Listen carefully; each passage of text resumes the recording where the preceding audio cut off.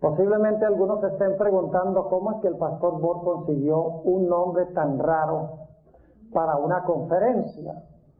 Un árbol y un día. ¿Qué tiene que ver un árbol con un día? Bueno, eso es lo que vamos a descubrir esta noche en el tema. Sin embargo, antes de estudiar, les invito a que inclinen sus rostros conmigo y vamos a pedir la dirección especial de Dios. Nuestro Padre y nuestro Dios, te damos gracias porque nos has cuidado en este día. Gracias porque nos has traído a tu casa de oración para estudiar tu palabra. Pedimos, Señor, que en estos momentos te hagas presente en forma marcada a través de tu Espíritu Santo. Abre, Señor, nuestras mentes y abre nuestros corazones para que podamos escuchar tu voz y aceptar el mensaje que tienes para cada uno de nosotros. Rogamos, Señor, que tu palabra no regrese a ti vacía, sino que cumpla aquella obra para que la enviaste. Te lo pedimos en el nombre precioso de Cristo nuestro Salvador. Amén. Quiero recordarles un detalle que mencioné en uno de los temas anteriores durante estas conferencias. Ustedes recuerdan que mencioné que el hombre no presenció ocularmente ninguna de las obras creativas de Dios. Ustedes recuerdan que el hombre no surgió a la existencia sino en la segunda parte del sexto día, después que Dios había creado todo. Y la mujer que fue creada después del hombre no fue creada sino hasta que Dios durmiera a Adán. Es decir, Adán y Eva no vieron a Dios crear absolutamente nada. No tenían prueba de que Dios era el creador. Ahora escuchen bien. Tenían evidencias, pero no pruebas. Las evidencias los rodeaban por todas partes. Las aves, los peces, los animales, las flores, las plantas, los árboles llenos de frutos, la temperatura perfecta. Todo a su alrededor les decía que Dios era el creador, pero era evidencia, no comprobación. Porque para tener una prueba absoluta de que Dios es el creador, tendrían que haber ¿qué? Visto la obra que hizo Dios. Es decir, aún antes del pecado, el hombre necesitaba vivir por fe de que Dios era el creador. Ahora, estudiamos la vez pasada que cuando lleguemos a la tierra nueva, antes de que Dios haga la tierra nueva, ahí sí vamos a estar vivos y vamos a ver a Dios recrear este planeta. Ya no lo vamos a aceptar por fe, sino que lo vamos a ver. Vamos a ver a Dios hacer un cielo nuevo y una tierra nueva. Pero al comienzo no fue así. El hombre debía aceptar que Dios era creador por fe. Ahora, el hombre debería mostrar su fe y confianza en el creador. Y para que el hombre pudiera mostrar su confianza en el creador, de que Dios era en verdad su Dios y su creador, Dios colocó en el huerto una prueba de su lealtad.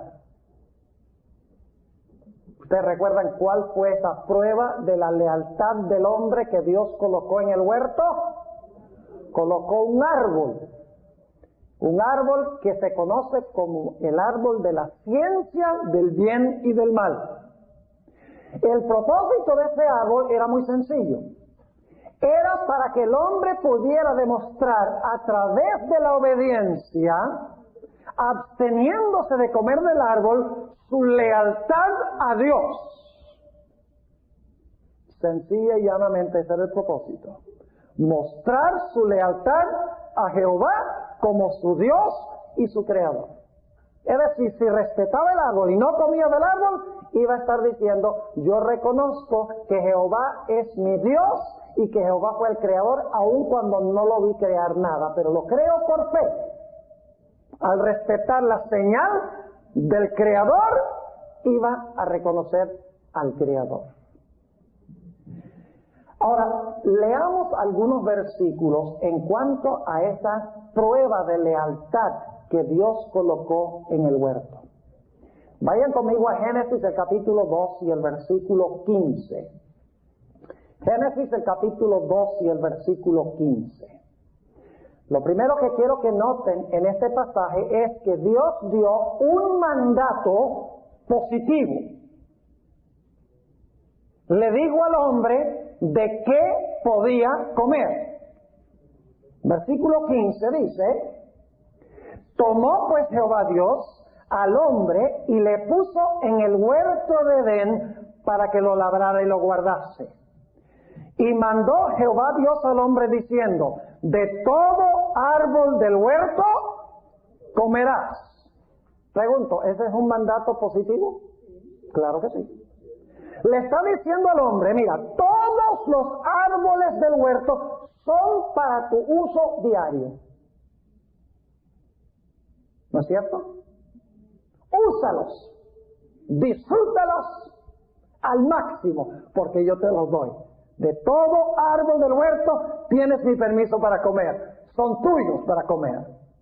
Pero luego quiero que noten que hay un mandato negativo. Versículo 17. Y quiero que recuerden la palabrita con que empieza este versículo. Más. No olviden esa palabrita. Más. Mas del árbol de la ciencia del bien y del mal no comerás de él, porque el día que de él comieres, morirás. Ahora quiero que les quede claro esto en su mente, porque es muy importante para lo que vamos a estudiar esta noche. El árbol prueba la lealtad del hombre a Dios. Si el hombre respeta el árbol, reconoce a Dios como su Dios y su Creador. Si no, está pisoteando al Creador. El árbol era una prueba, en otras palabras, de la lealtad del hombre a Dios como Creador. Dios da un mandato positivo. Todos los árboles del huerto son para tu uso diario y común. Pero hay un árbol que no es tuyo. Este árbol es mío. No puedes comer de él, porque si comes de él, fallas la prueba de la lealtad. Y el día que de él comas, vas a morir. Ahora, yo quiero que ustedes noten a dónde se encontraba ese árbol en el huerto. Génesis, el capítulo 3, y vamos a leer el versículo 2. Se encontraba en una localidad muy especial del huerto. Dice, y la mujer respondió a la serpiente, porque la serpiente le ha dicho, con que Dios os ha dicho que no coman de todo árbol del huerto. Y la mujer respondió a la serpiente, del fruto de los árboles del huerto comemos. Es decir, Dios nos dio permiso de comer de todos los árboles del huerto. Más del fruto del árbol que está en... ¿Dónde? ¿Dónde estaba el árbol que probaba la lealtad de Adán y Eva a Dios como Creador? En medio del huerto, en el centro del huerto, estaba el árbol que probaba su lealtad. Nuevamente el versículo 3, mas del fruto del árbol que está en medio del huerto, dijo Dios, no comeréis de él, ni le tocaréis, porque no muráis. El árbol que probaba su lealtad estaba en el puro centro del jardín del Edén. Ahora, hay otro dato importante en cuanto a este árbol. Y es que Dios arbitrariamente escogió ese árbol. ¿Quién escogió el árbol del cual no podían comer Adán y Eva? Dios le dijo a Adán y Eva, miren, ustedes ven, ahí están todos los árboles en el huerto. Yo quiero que ustedes no coman de uno, escojan ustedes cuál. Con tal que no coman de uno, yo me conformo. ¿Así fue? No. ¿Quién especificó el árbol? Cuando Dios dijo, este árbol, ¿estaba hablando en serio? ¿Qué tal si Adán y Eva comen de este y dicen, ah, Señor, pero es que nosotros decidimos no comer de aquel? De todas maneras, desobedecen y fallan en la prueba de la lealtad. Cuando Dios dijo, este árbol específico, quiso decir este. El hombre no escogió de cuál árbol no comer. Dios fue el que escogió el árbol. Y es más, usted lee el relato del libro de Génesis y hay un dato supremamente interesante, y es que no hay ninguna evidencia de que ese árbol era diferente que cualquier otro árbol. La palabra que se usa en el hebreo es la misma palabra para los demás árboles. No dice en ninguna parte que ese árbol tenía una aureola de luz, que era más alto, que los frutos eran más grandes. Era un árbol como todos los demás árboles, con una diferencia. Y es que aunque se parecía a todos los demás árboles, lo que lo distinguía era que Dios lo había apartado de todos los demás. ¿Están conmigo? Ahora yo pregunto, ¿cuántos de los árboles del huerto pertenecían a Dios? ¿Cuántos dicen que todos los árboles del huerto eran de Dios? Levante la mano si creen eso, que todos los árboles del huerto eran de Dios. ¿Por qué todos los árboles del huerto eran de Dios? Pues porque Él los hizo. ¿Quién hizo todos los árboles, incluyendo el de la ciencia del bien y del mal? Dios. Es decir, todos los árboles eran de Dios. Pero yo les pregunto, ¿había un árbol que era especialmente de Dios? Sí, Señor. Aunque todos los árboles eran de Dios, había uno entre todos los que eran de Dios que Dios apartó de todos los demás y le dijo al hombre, este no es para tu uso, este es mío, respétamelo. Ahora, yo pregunto, si el hombre se abstenía de comer del árbol, ¿iba a demostrar que respetaba al Creador? ¿Iba a demostrar que aceptaba a Jehová como su Dios? ¿Y qué iba a pasar si comía del árbol? Iba a estar pisoteando, ¿qué cosa? ¿La autoridad de quién? La autoridad de Dios. Escuchen bien, el árbol externo solo era una forma de probar la lealtad del hombre. No era suficiente que Dios le dijera al hombre, ¿vas a ser leal? Y el hombre dice, sí, Señor, ¿cómo no? Yo soy leal. Ok, está bien. Hubo una señal externa para probar la lealtad del hombre. ¿Es así? Ahora, ¿quién odiaba a Dios el Creador? Satanás. ¿Quién quería que el hombre olvidara que Dios era el Creador? Que Dios era el único Dios. ¿Quién quería que olvidaran eso? Satanás. Ustedes lo pueden leer en Génesis el capítulo 3. ¿Qué tenía que lograr Satanás para que Adán y Eva demostraran que estaban olvidando a Dios y que estaban negando de que Dios era su creador? ¿Qué tenía que lograr que ellos hicieran? Que irrespetaran la señal de Dios, que pisotearan la señal de Dios y que participaran y usaran para ellos lo que no les pertenecía. ¿Están conmigo?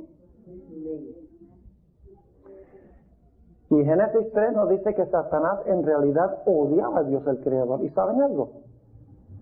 En realidad, en el relato de Génesis 3 encontramos nosotros que Satanás tentó a Eva con la idea de que ella podía ser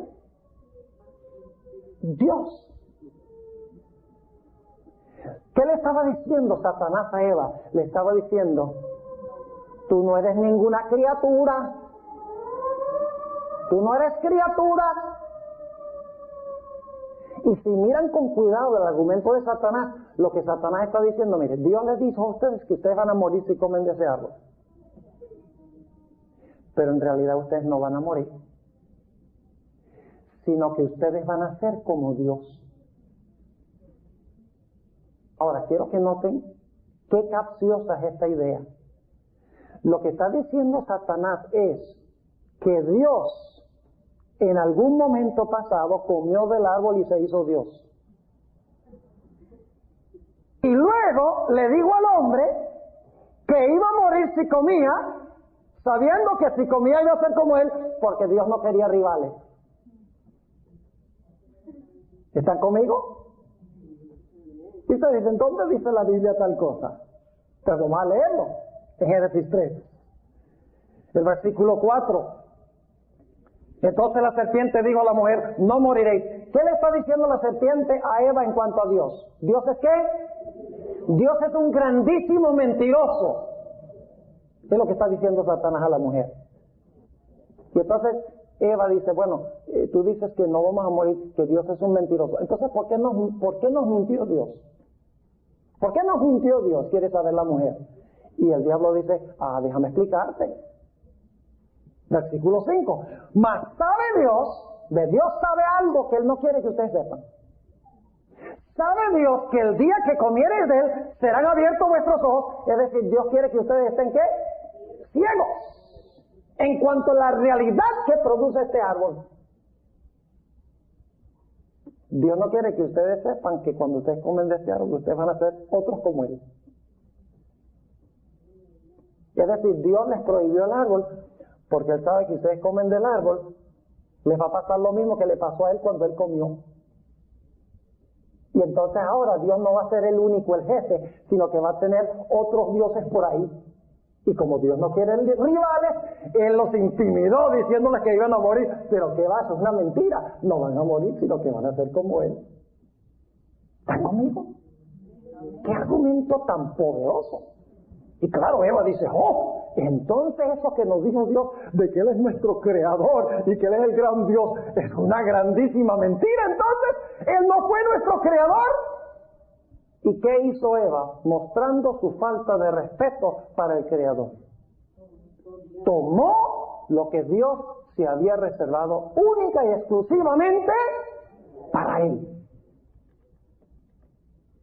Ahora quiero que noten lo que dijo Eva cuando Dios vino a reclamarle después que ella comió. Ahora Dios viene al huerto y le va a preguntar a Eva, bueno, ¿qué fue lo que tú hiciste? Génesis 3 y el versículo 13. Entonces Jehová Dios dijo a la mujer, ¿qué es lo que has hecho? Y dijo la mujer, la serpiente me engañó y comí. ¿La engañó para que pensara qué cosa? Que Dios no era el creador, sino que si ella comía, ella podía ser como Dios. Ahora yo les pregunto, ¿qué es engaño? ¿Qué tiene que hacer usted para engañar a alguien?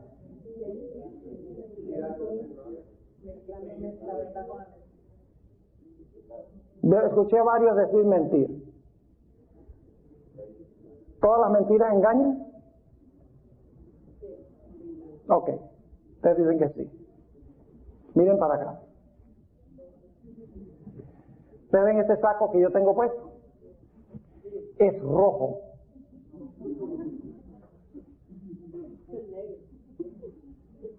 ¿Cuántos están engañados? ¿Así? ¿Les dije yo una mentira a ustedes? Ese saco es rojo. ¿Es una mentira? ¿Cuántos están engañados? ¿Cuántos de ustedes fueron engañados por mi mentira? Ninguno. Porque ustedes ven que mi saco es azul o negro. Está bien. Algunos sufren de los ojos. Escuchen bien. Para que una mentira engañe, tiene que parecerse lo más cerca posible a la verdad. Y para toda verdad que tiene Dios, Satanás tiene una falsificación. Permítame ilustrar lo que quiero decir. ¿Cuántos de ustedes alguna vez han visto un billete falso de $7?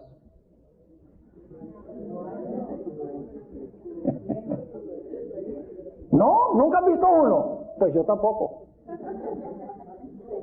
Pregunto, ¿por qué no hay un billete falso de $7? Porque no hay uno genuino. El genio de los falsificadores es copiar lo más perfectamente posible lo que ya existe genuino. Y mientras más lo puedan imitar, más grande es el poder engañoso. ¿Están conmigo? Ahora yo les pregunto, ¿qué viene primero? ¿Lo genuino y luego la falsificación? ¿O la falsificación y luego lo genuino? No olviden eso. Primero viene lo genuino y después viene la falsificación. O es que el gobierno dice, o los falsificadores dicen, oye, hagamos un billete falso de $120. Y el gobierno dice, buena idea, hagamos uno genuino. ¿Así es? Claro que no. Primero viene lo genuino y luego más adelante viene la falsificación. Ahora yo pregunto, ¿cuál era el resultado que dijo Dios que iba a suceder si Adán y Eva comían del árbol? Iban a morir.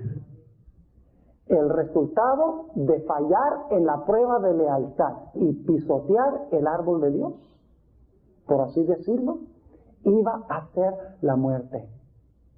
¿Y sabe por qué no murieron? Porque reconocieron su pecado y se arrepintieron y pidieron la gracia de Dios.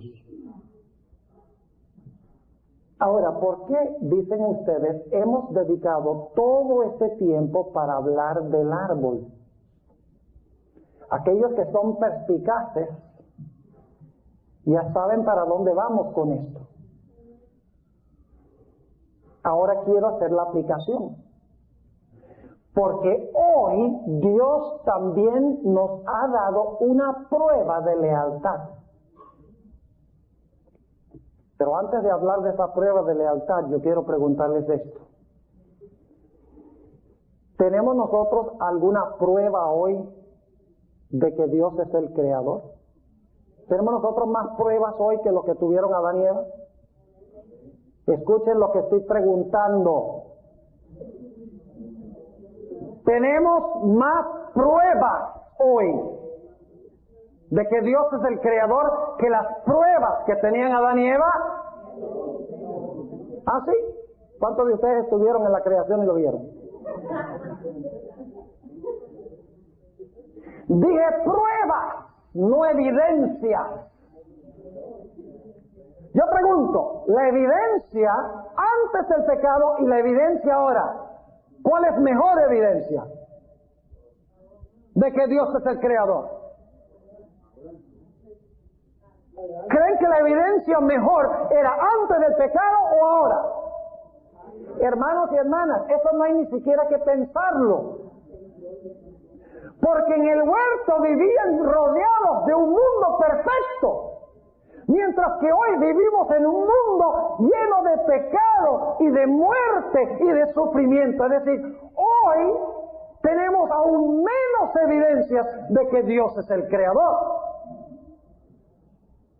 Y pruebas no tenemos porque ninguno de nosotros vimos, así como Adán y Eva tampoco vieron. Es decir, ¿cuál es la única manera que hoy nosotros podemos estar seguros de que Dios fue el creador?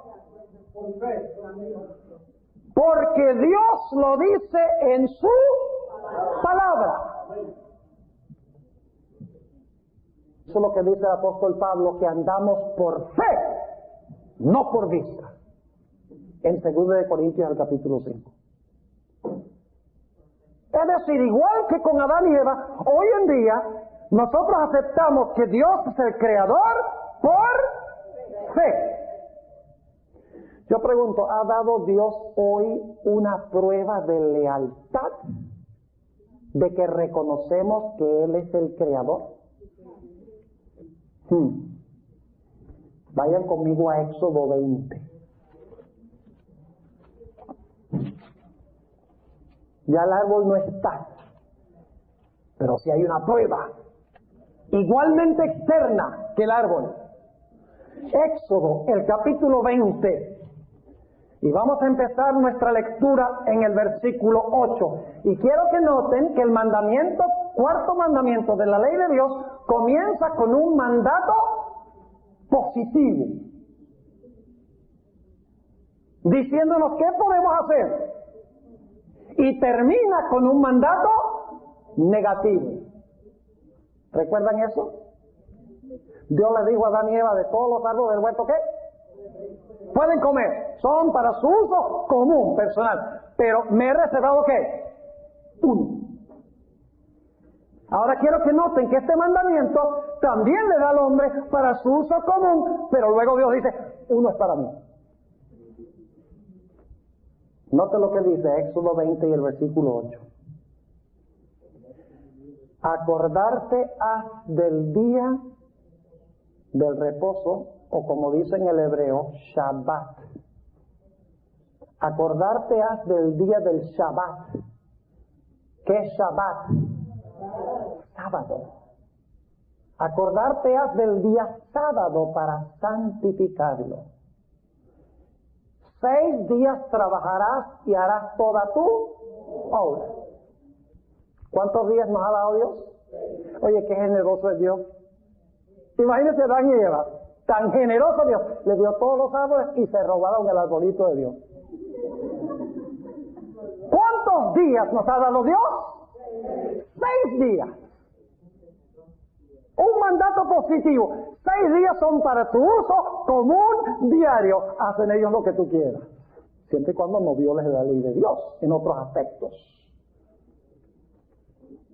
Versículo 9. 6 días trabajarás y harás toda tu obra. Más. ¿Esa palabrita la recuerdan? ¿Recuerdan esa palabrita más? ¿Dónde encontramos antes esa palabrita más? Oh, en Génesis 2. Más el séptimo día será sábado. Aquí dice reposo, pero es Shabbat nuevamente. Será sábado para el pueblo de Israel. Será sábado para Moisés. ¿De quién era el árbol en el huerto? ¿Y de quién es el séptimo día? De Jehová Dios. Y luego dice, como Dios le dijo al hombre en el huerto, ni se te ocurra comer del árbol. Dice, en mi día no hagas obra alguna. Tú, ni tu hijo, ni tu hija, ni tu siervo, ni tu criada, ni tu bestia, ni tu extranjero que está dentro de tus puertas. ¿Cuánto del sábado pertenece a Dios? ¿Cuántas horas? 23 horas, 59 minutos y 30 segundos. No. Yo pregunto, ¿cuántos de los frutos del árbol de la ciencia del bien y del mal eran de Dios? Bueno, ¿y si el hombre nada más se comía una conchita? Una conchita de un fruto. No había problema, ¿verdad? No, porque todo el árbol era de Dios. ¿Cuánto del séptimo día es de Dios? Todo. Las 24 horas, completas. Sin faltar un solo segundo. No es para nuestro uso secular y común, porque Dios se lo ha reservado para Él. Ahora, prepárense para una gran sorpresa. ¿Saben ustedes a dónde se encuentra el cuarto mandamiento en la ley de Dios? En todo el centro. Si ustedes miran los 10 mandamientos en el hebreo, no en español, porque la traducción se pierde el conteo, pero si ustedes buscan en el hebreo los 10 mandamientos, van a descubrir algo muy interesante. Antes del cuarto mandamiento y después del cuarto mandamiento hay la misma cantidad de palabras. Lo cual significa que literalmente el cuarto mandamiento se encuentra en el puro centro de la santa ley de Dios. Literalmente. Porque el número de palabras después y antes es exactamente igual. Ahora, permítame compartir con ustedes algo muy interesante. Cuando yo estaba estudiando en el seminario hace muchos años, acostumbraba a ir a la biblioteca para curiosear a ver qué libros conseguía, porque siempre me ha gustado la investigación y el estudio. Y un día estaba buscando en la biblioteca de la Universidad de Andrews, allá en Michigan, donde estudió también el pastor González, y conseguí unos tomos así bien grandotes. El nombre de esos tomos era Ugarítica, que es un idioma antiguo, ya obsoleto, ya no se habla. Es una de esas lenguas muertas que le dicen. Y yo no sé por qué me atrajo la curiosidad esos libros verdes así grandotes, pero bajé uno y me puse a hojearlo. Y cuando lo estaba hojeando, de repente llego a una página y veo algo bien extraño, raro. Y seguí mirando páginas y vi la misma cosa en las siguientes páginas.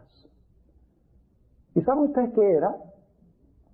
Eran fotos que habían sacado arqueólogos de ciertas tabletas en una excavación arqueológica en una ciudad en Canaán que se llama Ugarit. Lo interesante es que esas tabletas de barro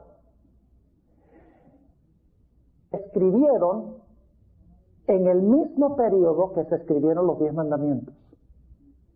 Ahora, lo interesante, lo que me atrajo la atención fue esto, que había tableta tras tableta tras tableta, páginas y páginas y páginas, y saqué fotocopia de todas esas páginas que las tengo en mi archivo, porque son de un valor incalculable. Lo que descubrí es que esas tabletas de barro eran en realidad pactos o tratados entre un rey grande y un rey pequeño. Por ejemplo, uno de ellos era un pacto entre un dios, el dios de la ciudad de Ugarit, se llamaba Nicmadu. Y el rey pequeño, súbdito, que entró en pacto con él, se llamaba Supiluliuma. Es decir, la tableta era un pacto. Y lo que se decía era, el rey grande decía, bueno, yo me comprometo a proteger este pequeño y me comprometo a esto y esto y esto, pero entonces decía, y el súbdito se compromete a cumplir esto y esto y esto y esto y este reglamento. Era un pacto. Es decir, lo que le correspondía a parte y parte. Ahora, ¿sabe lo que es interesante? Tenían fotos de las tabletas, la parte de al frente de la tableta y la parte de atrás. Y lo interesante es que la parte de atrás todo estaba escrito desde arriba hasta abajo. Completico, de arriba hacia abajo todo estaba escrito en un idioma que se llama cuneiforme. O sea, el idioma se llama ugarítico, pero la escritura se llama cuneiforme. Lo que hacían era hundir el barro para escribir. En un lado, toda la tableta escrita. En el otro lado, volvían a escribir lo mismo que habían escrito en la parte de atrás, la escribían adelante. Pero la parte de adelante era diferente. En todo el centro de la parte del frente de la tableta, mientras la tableta estaba húmeda o mojada, mojado el barro, el gran rey que estaba haciendo el pacto imprimió en todo el centro de la tableta su sello.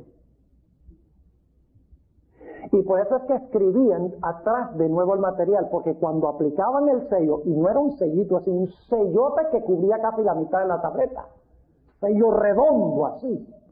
Y cuando imprimían el sello, claro, hundía la escritura a donde se encontraba el sello. Entonces, ¿quién iba a leer el pacto? Bueno, no eran tontos. Lo único que hacían era, la parte de adelante, el sello en el centro, mostraba la autenticidad del pacto, mientras que si querían leer el pacto completo, lo que hacían era voltear la tableta y entonces leer el pacto atrás. Pero lo interesante es que el sello en el centro de ese pacto es lo que demostraba la autenticidad de ese pacto que se había hecho. ¿Y saben lo que es interesante? No solamente estaba la tableta escrita por ambos lados, no solamente estaba el sello en el puro centro de la tableta, sino esto fue un asunto no solo de una tabla, sino que fue tabla tras tabla tras tabla, que demuestra que esta era la costumbre de la época. Ahora, los 10 mandamientos fueron escritos en la misma época. Ahora, ¿saben que ese sello, saben lo que decía ese sello? El sello decía, Nikmadu, rey de Ugarit. Hay 3 cosas en el sello: el nombre, el oficio, rey, y su territorio, Ugarit. Nombre, función y territorio. Ahora, puede ser que muchos se vayan a sorprender con lo que yo les voy a decir. Pero ¿saben ustedes que los 10 mandamientos también fueron escritos por ambos lados de la tabla? ¿Cómo? Veo que a algunos se le entreabrieron los ojos bien grandotes. Yo pregunto, ¿los 10 mandamientos son un pacto? Como no quiero dejar ningún cabo sin atar, vamos a comprobarlo bíblicamente. Vayan conmigo a Deuteronomio 4. Deuteronomio, el capítulo 4 y el versículo 12 y 13. No se me distraigan, que aquí vienen cosas tremendas, muy importantes. Dice en Deuteronomio 4, 12 y 13: y habló Jehová con vosotros de en medio del fuego. Oísteis la voz de sus palabras, mas a excepción de oír la voz, ninguna figura visteis. Y él os anunció su pacto, el cual os mandó poner por obra. ¿Y cuál es el pacto? Las 10 palabras, y escribiólas en 2 tablas de piedra. ¿Los 10 mandamientos eran el pacto de Dios? Sí. Ahora quiero demostrarles que ese pacto estaba escrito en ambos lados de la tableta. No nos debe sorprender, porque así se hacían los pactos en esa época. Los arqueólogos lo han descubierto. Éxodo. Vamos al libro de Éxodo, el capítulo 32, para que vean que no les estoy diciendo mentiras. Éxodo, el capítulo 32 y el versículo 15. Hablando de Moisés cuando descendió del monte Sinaí con las tablas, que la gente estaba adorando el becerro de oro. Y dice la Biblia que Moisés tiró las tablas al suelo. Dice en el versículo 15 de Éxodo 32, y volvióse Moisés y descendió del monte trayendo en su mano las 2 tablas del testimonio, las tablas escritas por ambos lados, de una parte y de la otra estaban escritas. Yo pregunto, ¿dónde esperarían ustedes conseguir el sello en la ley de Dios? De acuerdo a lo que ha descubierto la arqueología, y de acuerdo a lo que dice aquí la Biblia, ¿a dónde esperaría usted hallar el sello de Dios en su pacto o en su ley? En el centro. ¿Y saben ustedes cuál es el mandamiento que está en el puro centro? El 4º mandamiento de la ley de Dios. ¿Y saben lo que es interesante? Es el único de los 10 mandamientos, escúchenme bien, es el único de los 10 mandamientos que tiene las 3 cosas que tenía el pacto, que tenían los pactos de aquella época.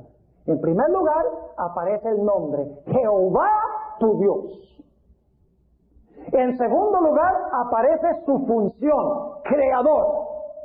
Y en tercer lugar aparece su territorio: cielo, tierra, mar y fuentes de las aguas. Es decir, así como el árbol se encontraba en medio del huerto, el sábado se encuentra en el centro de la santa ley de Dios, que tiene un mandato positivo y un mandato negativo. Ahora yo pregunto, ¿quién fue el que escogió el día que debemos guardar? Dios dijo, bueno, tú tienes ahí 7 días, guárdame uno. ¿Ah?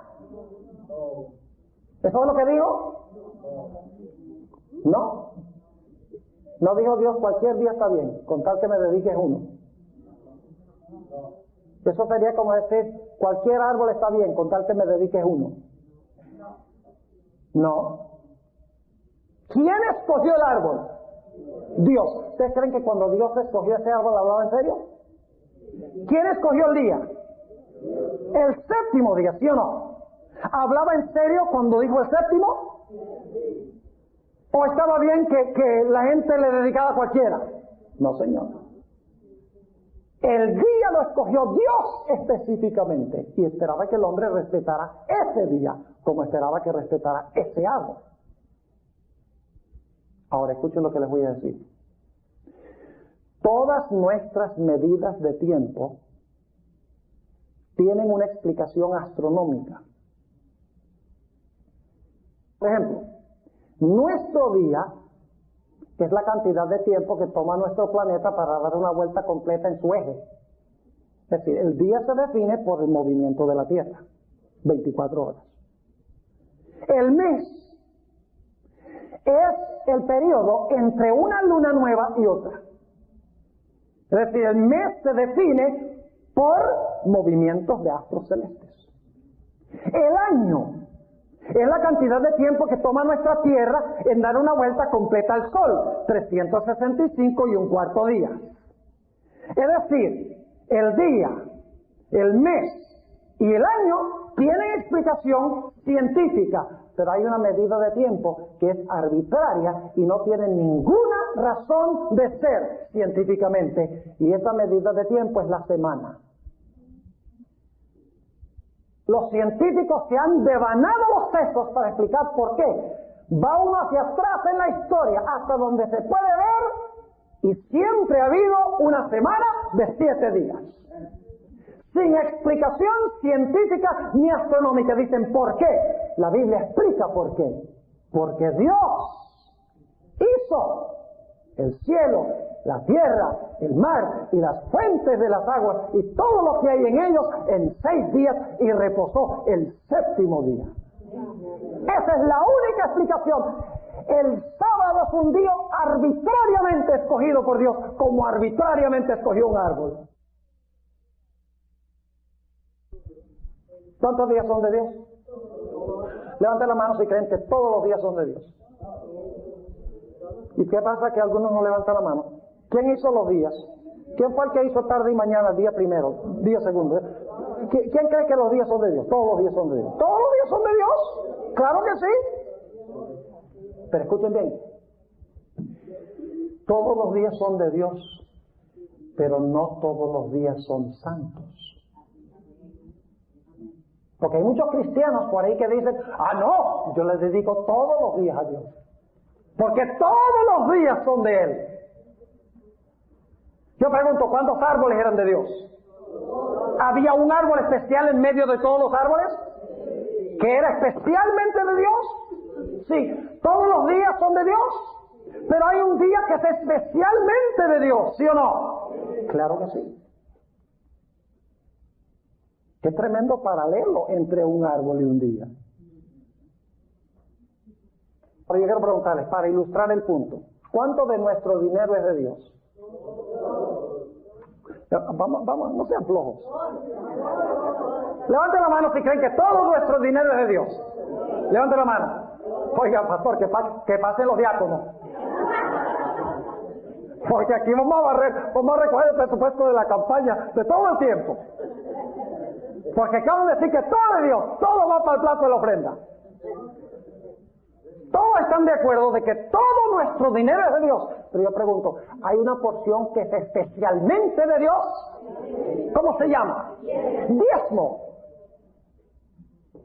Así que sí, todos los días son de Dios, pero un día es especialmente de Dios.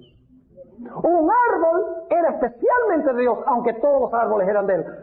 Todo el dinero es de Dios, pero el 10% es santo y especialmente de Dios. Así que la idea de que cualquier día está bien no es correcta. Ahora yo pregunto, ¿el sábado se parece a todos los demás días? ¿Ah, no? ¿Usted se levanta el sábado? ¿El sol se levanta el sábado? ¿El sol se pone el sábado?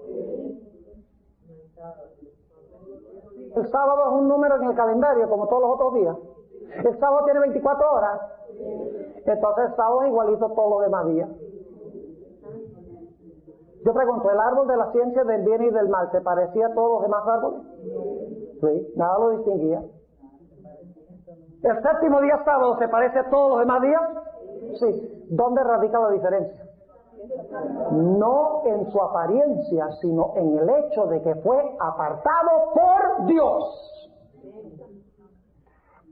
¿Está claro? Ahora yo pregunto, cuando usted respeta el sábado, ¿qué es lo que está respetando? Cuando Adán y Eva respetaron el árbol, ¿qué estaban respetando?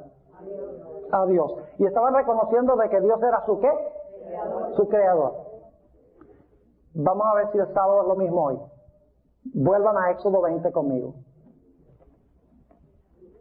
Éxodo 20 y el versículo 11 nos dice, ¿por qué?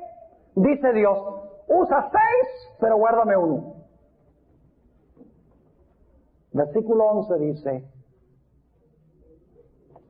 Éxodo 20 y el versículo 11, ¿por qué? ¿Qué significa la palabra por qué?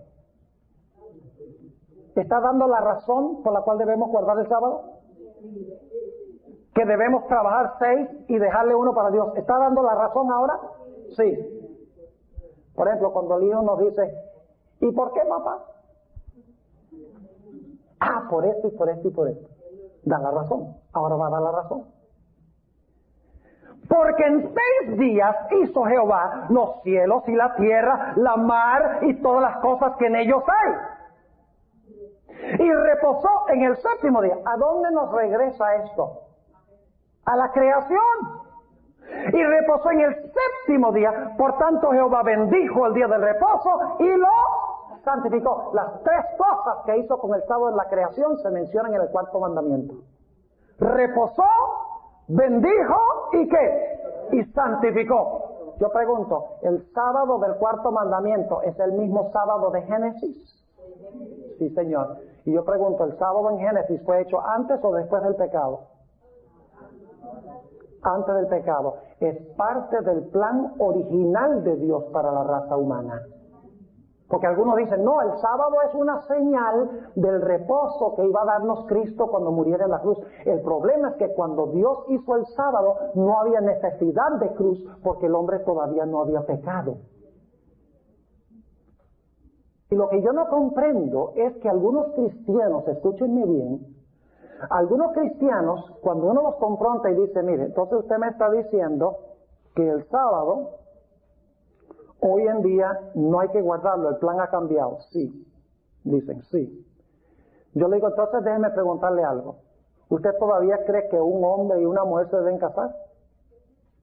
¿O cree que se puede casar un hombre con un hombre y una mujer con una mujer? Y enseguida el pastor, no, ¿cómo? Un hombre con un hombre, no. Una mujer con una mujer, no. Y les digo, ¿por qué no? Ah, porque en el principio Dios los hizo varón y hembra, e hizo el matrimonio. Yo dije, pero al mismo tiempo que hizo el matrimonio, hizo el sábado. Porque el matrimonio sí y el sábado no. Ouch. No hay respuesta a este argumento. Porque usted no puede decir el matrimonio sí y el sábado no. ¿Y saben algo? Algunos dicen, no, lo que pasa es que el sábado era el símbolo de nuestra relación que íbamos a tener con Cristo. Y entonces cuando tenemos la relación con Cristo ya no más sábado. Pero en la Biblia el matrimonio también es señal de nuestra relación con Cristo, entonces tampoco ya matrimonio. Hermanos y hermanas, tenemos que ser honestos en estas cosas. Apreciados amigos, es menester obedecer a Dios antes que obedecer a los hombres. ¿Quién creen ustedes que odia el sábado? Satanás lo odia. ¿Y por qué lo odia tanto? Porque nos recuerda a quién, a Dios el Creador. ¿Por qué odiaba el árbol? Porque les recordaba a Adán y Eva, su Creador, y quería que Adán y Eva lo usaran para ellos. ¿Quiere Satanás hacer lo mismo con el sábado? ¿Quiere que el hombre lo use para él? Claro que sí. Ahora yo pregunto, ¿cuántas horas del sábado son de Dios? No podemos usar ni un fragmentico para nosotros. Fíjense, aún los cristianos que dicen que guardan el domingo, en realidad no guardan el domingo, guardan 3 horas el domingo, cuando van a la iglesia. Pero mi Biblia dice que todo el sábado, sin faltar un instante, pertenece a Dios y no es mío. Ahora, ¿ustedes recuerdan el asunto este de la falsificación? ¿Cómo es que Satanás puede engañar mejor a la gente? ¿Diciendo una mentirota? No. ¿Qué cosa? Haciendo que lo falso se parezca lo más posible a lo verdadero. ¿Y qué viene primero? ¿Lo genuino y luego lo falso? ¿O lo falso y luego lo genuino? Oh, primero viene lo genuino y lo falso. Entonces, si usted quiere saber cuál es el día de reposo verdadero, ¿a dónde tiene que ir? ¿Qué viene primero? ¿El sábado como día de reposo o el domingo? ¿Cuál fue el día genuino de reposo que hizo Dios al comienzo, antes del pecado? El sábado. ¿Creen ustedes que más adelante Satanás va a tratar de introducir una falsificación? Un día que parece honrar a Dios, un día que la gente le dedica a Dios, un día que aparentemente respeta la resurrección de Cristo, y todo el mundo cree que ese es el día, pero que es una falsificación. No cabe duda, porque para todo lo que Dios tiene verdadero, Satanás tiene una falsificación. Ahora escúcheme bien, no estoy diciendo que todos esos cristianos que guardan el domingo están perdidos o que son apóstatas o que son gente mala, porque muchos de ellos son gente mejor que nosotros. Viven en armonía con la luz que tienen. No tienen toda la luz y el conocimiento que yo he compartido con ustedes esta noche. Pero si son sinceros, si su relación con Jesús es verdadera, cuando conocen la verdad, dicen, yo y mi casa serviremos a Jehová. Porque cuando una persona sincera que ama a Dios descubre la verdad, sigue la verdad, cueste lo que cueste. ¿No es así? El Señor Jesucristo dijo, mis ovejas oyen mi voz y me siguen. Jesús declaró, si me amáis, guardad mis mandamientos. Yo pregunto, ¿cuál es el resultado de violar abiertamente?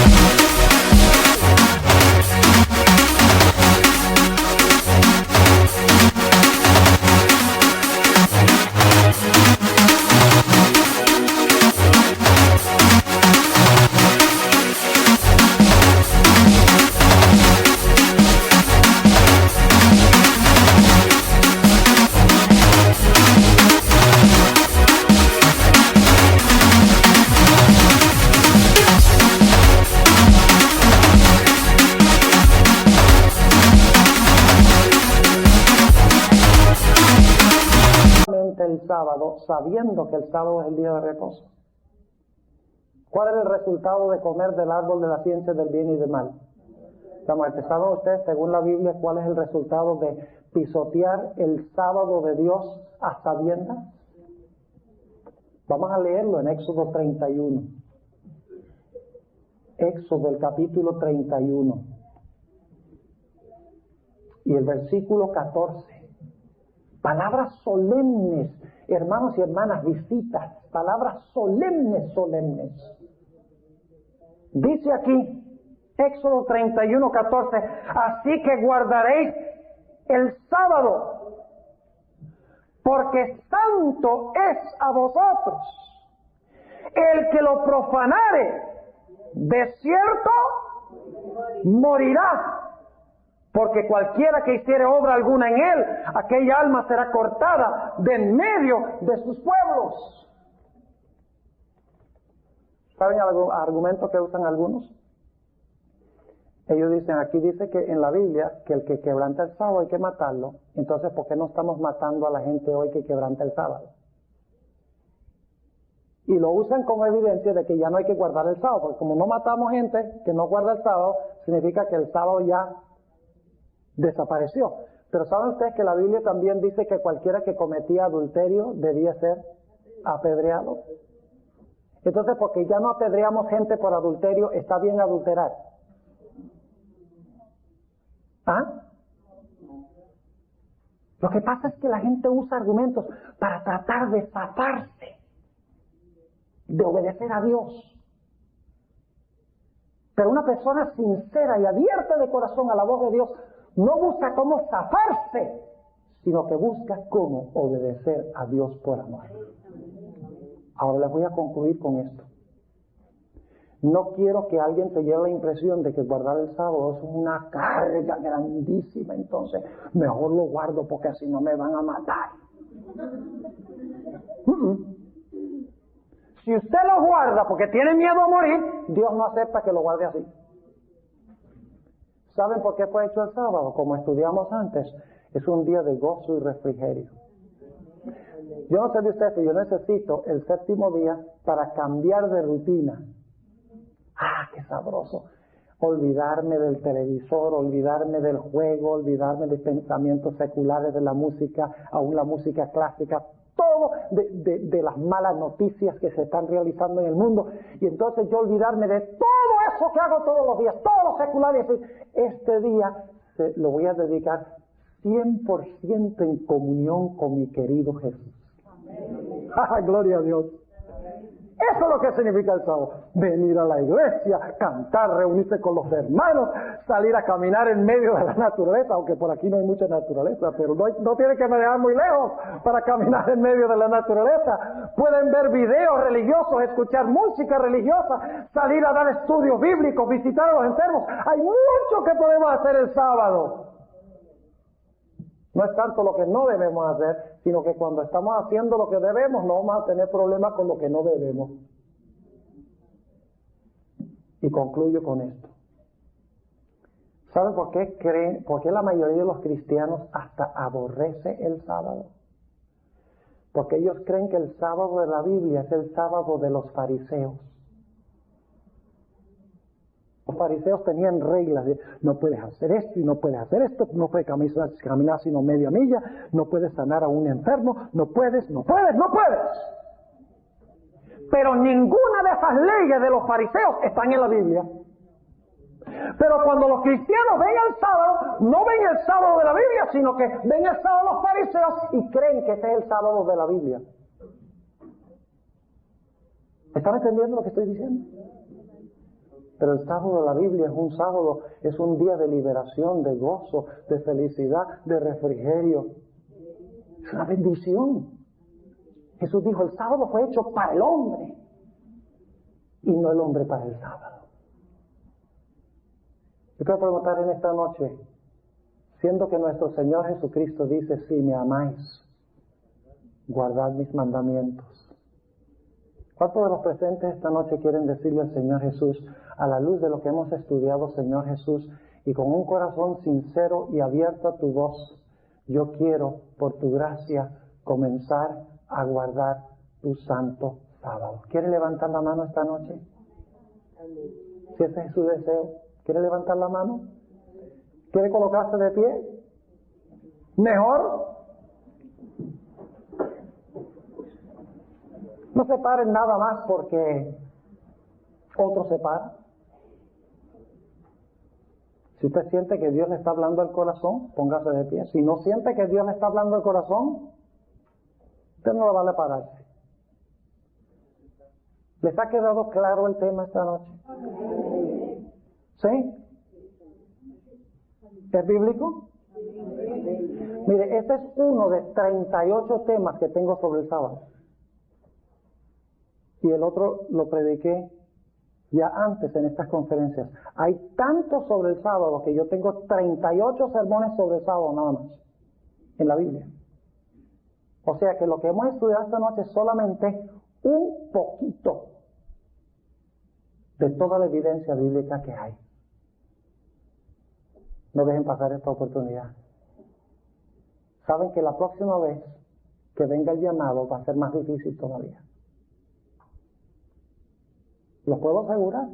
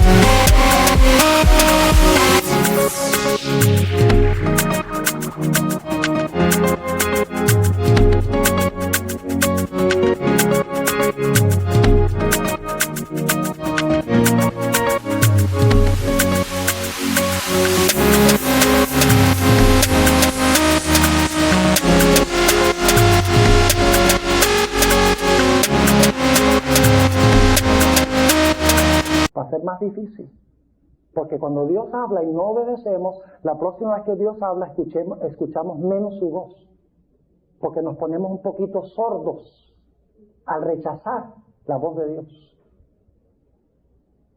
Me hubiera gustado que todos se colocaran de pie esta noche. No se sientan presionados, pero si durante el tiempo que estoy orando ustedes desean decirle al Señor Jesús, aunque esto es nuevo, Señor, aunque va a requerir cambios en mi vida, yo quiero obedecerte, porque te amo, porque quiero guardar tu ley por amor a ti. Durante la oración, pueden colocarse de pie. No se vayan a la casa sin responder a la voz de Jesús. Oremos. Padre Celestial, hemos estudiado esta noche un tema solemne, un tema importante. Casi todo el mundo cristiano ignora lo que hemos estudiado esta noche. Y muchos se preguntan, ¿cómo es posible que la vasta mayoría esté equivocada? Señor, te damos gracias que en tu palabra tú nos has demostrado que nunca ha estado la mayoría contigo. Siempre ha sido una pequeña minoría. Los días de Noé, solo 8 personas. En los días de Elías y solo 7,000 profetas. En los días de Enoc, casi Enoc solo. En los días de Jesús solo, porque sus discípulos mismos lo desampararon. Nunca, Señor, en la historia tú nos has demostrado en tu palabra la mayoría ha estado contigo. Te doy gracias por aquellos que han respondido a tu llamado esta noche. Hay otros que están sentados. ¿Han entendido el tema? El tema ha tenido sentido. Pero están pensando de los obstáculos. ¿Qué hago con el trabajo? ¿Qué le voy a decir a la familia? ¿Qué van a decir los amigos? Señor, ayúdales a entender que nada de esto es importante. Porque ¿de qué vale que ganamos la amistad de todo el mundo y perdemos nuestra alma? Te ruego, por lo tanto, Señor, que tú toque los corazones de todas esas personas que respondieron y también las que no han respondido en esta noche. Manténles abierta la puerta de la misericordia. Continúas enseñándoles la verdad. Te damos gracias por haber estado con nosotros y por habernos hablado por medio de tu Espíritu Santo. Acompáñanos ahora al salir de este lugar. Te lo pedimos en el nombre y por los méritos preciosos de Cristo, nuestro Salvador. Amén.